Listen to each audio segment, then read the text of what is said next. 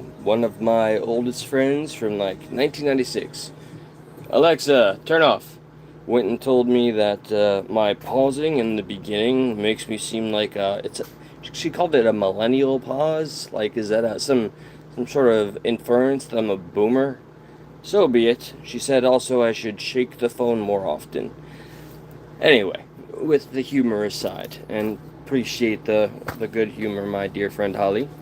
And a big shout out to Crystal, the Phoenix Rising, the accomplished and published author, who just happens to be one of my. She was my first love. She was the first girlfriend I had that I took seriously back in like 1998. Yeah, 8th grade at my time. But anyway, she's in town. I couldn't get my day off, so and we're supposed to meet at a skating rink, yada yada. Not meant to be today, but Crystal, shout out, and I hope everybody checks her channel out. It's Crystal, the Phoenix Rising. She's an accomplished author. She's got an amazing story to tell. That aside, I wanted to follow up, alright? And I've gone so far as promoting the follow up on TikTok, something I've wanted to avoid, but I'm eager to get feedback because I'm noticing for whatever reason, if somebody would have the cojones to just spell it out for me, I'd be ever so grateful. Super, super thankful. Look at the redundant words here. Just like leave a little bit of feedback if you can. The last live I did today before work was something that's maybe controversial. Without a doubt, somebody that would watch it would assume it's disturbing, terrifying even. And I will not, I can't deny that. The contents of the last live I did, that I am hoping some of you may see this and feel somewhat, I don't know, inspired or curious enough to check and leave an honest opinion of if you think what the system and the police did to the individual is or was fair. If I was to sum it up in simple terms, there was a man who, of course, on Twitch, of all platforms, that's the number one platform where you can go and say the craziest stuff and not get banned. Unless, of course, you say it against a certain side. But, hold on, I'm just letting people know that we're closed because we are.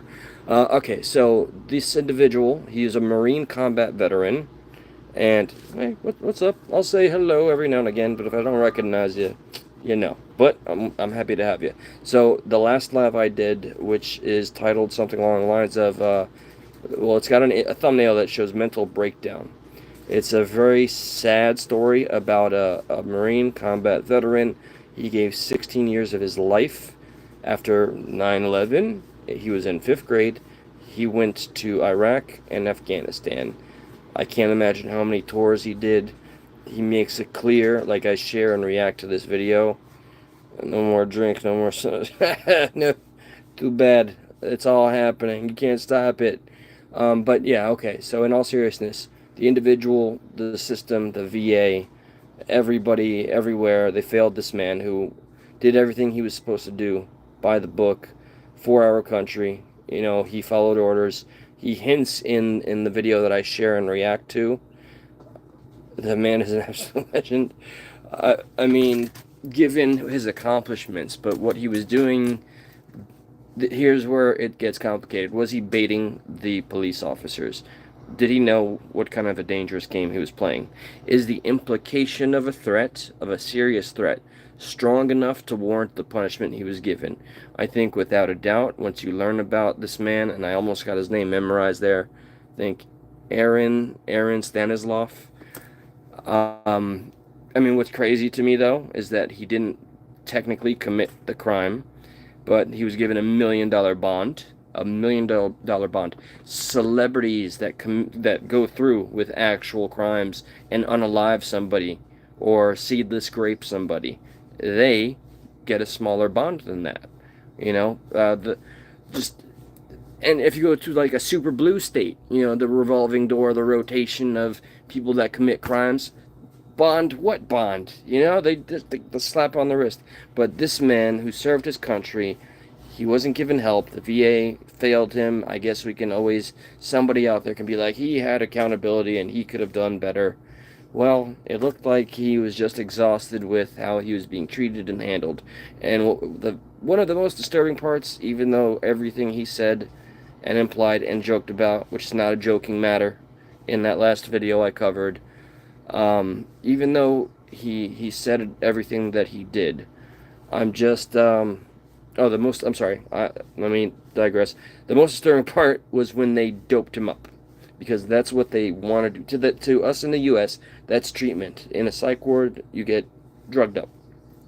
We don't have much in ways, and this is where the progressive comes out in my name. Yes, I voted for Trump. Okay, I I'm complicated like that, but I have my goals for the country in mind.